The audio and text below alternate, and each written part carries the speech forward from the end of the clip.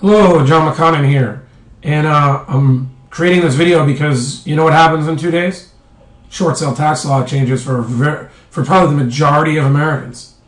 So does loan modification law and foreclosure law, all related to their taxes. The 1099 becomes far more significant for most people. Now, if you're in California, Texas, or some other Western states and you qualify for non-recourse law, and we go into that on our website, then if you have non-recourse loans, you probably are not affected by the change in the tax law if you choose to go through and pay your taxes and explain their non-recourse loans.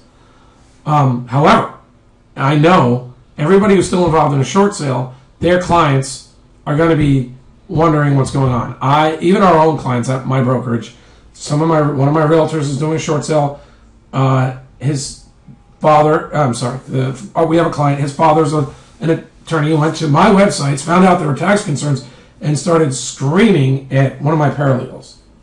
How could we let this happen? Well, our file shows that his son had non-recourse loans, so to us, it wasn't a big deal, but it alerted me to the fact, because we had two of these calls in 2 days, took care of both of them, alerted me to the fact that lots of people have short sales that aren't finishing this year, and their clients at some point in time are going to get 1099s that tick them off, and they're going to want to sue people, or they're going to, we did have a third client who wanted to wait and see what's going to happen with the law, who had recourse loans, so he's just stopping his short sale for now.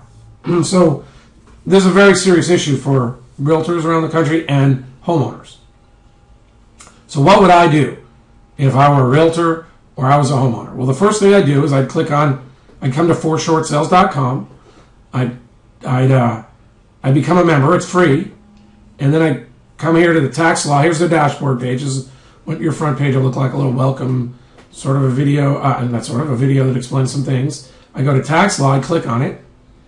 And this is, I'm the creator, so yours hopefully would be faster than that just was. We click on federal tax law. And we have to click again because if I broke it down to try to make it clear, it makes a lot of directories. But here we go. I would then go to the IRS Form 982 page, and I would download Form 982. That's where I would start. I'd look through here, and I'd review it, and I'd fill out the forms. And I'd see if you go down here, you can see some of the tax law and the exclusions are explained in the paperwork. And then we come back here, and we fill out a discharge of indebtedness, or is it farm indebtedness, or is it real property business indebtedness, or is it principal residence indebtedness? In which case, I guess I'd be going for the form when the tax laws get done. I'd be even looking to update with the new form, because the mortgage debt forgiveness part of this form would no longer apply. But basically, I'd be seeing if I had real property business indebtedness, or I had bankruptcy, or insolvency, or maybe qualified farm indebtedness. I know nothing about that, as I've stated in other videos. Then you come through here, you fill it out, you then have to go and worry about capital gains, and we can discuss that. Most people will get to exclude their capital gains.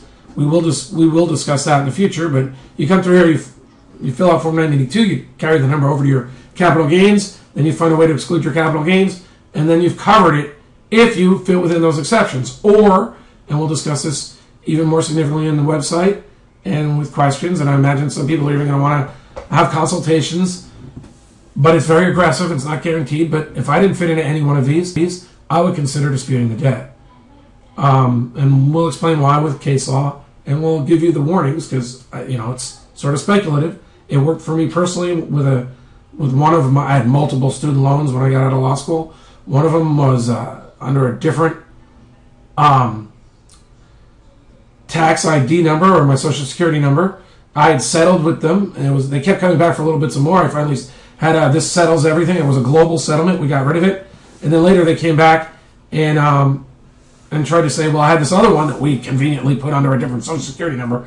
I paid them a little bit of money. Then they sent me a full 1099 for $2,500. I disputed it. I said, no, this is disputed debt. IRS apparently agreed, because they never came back to me and asked me to pay taxes on the other remaining $2,400 of it. It might have been $2,250, but that was the point. So we discuss how to manage your taxes on the website at forshortsales.com. This is the first thing I would do, is fill this out. I'd consider my options for excluding it.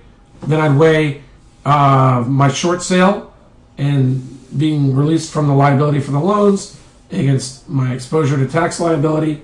And I'd look at my other loan workout options, although they're likely to be very similar concerns with respect to taxes. And we'll continue this. I'm at 5.5 minutes on this already. We'll continue this since I'm in the website on other videos at forshortsales.com. Once again, John McConnin, forshortsales.com. Thank you.